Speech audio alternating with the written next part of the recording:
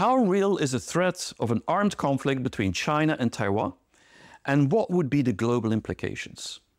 Well, I believe this threat is much lower than we read in most media, both Chinese and Western media. And I believe that for 4 reasons. The first one is simply that the global implications would be that devastating that it would put the whole world, including China, backwards at least 10 to 20 years. Much, much bigger than the pandemic.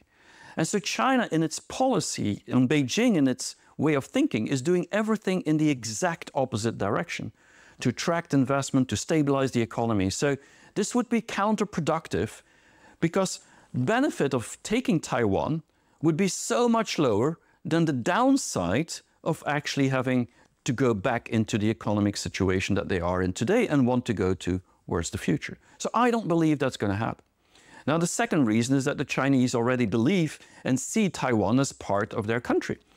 And officially, according to the United Nations, there's pretty much no country in the world, including America and European countries, are all saying that Taiwan and China is one country. So why fight over something that already belongs to you? Taking it would only devastate the economy of China and the world, and that wouldn't help China at all. The benefit economically would be so much lower than the downside of actually an armed conflict.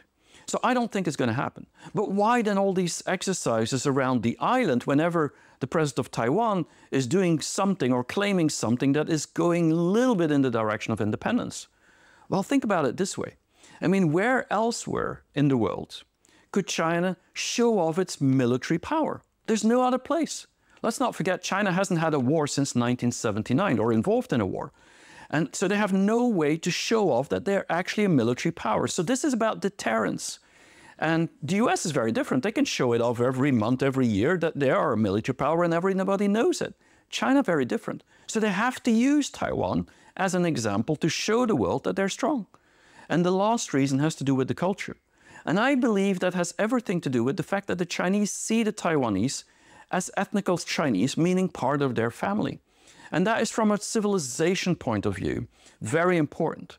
If you start attacking your family, I mean, that is terrible from a cultural point of view. So I don't see them doing that because that integration would not be peacefully, even after the conflict happens. And so that wouldn't benefit China from a long-term civilization point of view. So I don't think the threat is imminent. I do believe the Chinese are preparing for war in case there is a lot of provocation, but I don't think their intent is to go to war.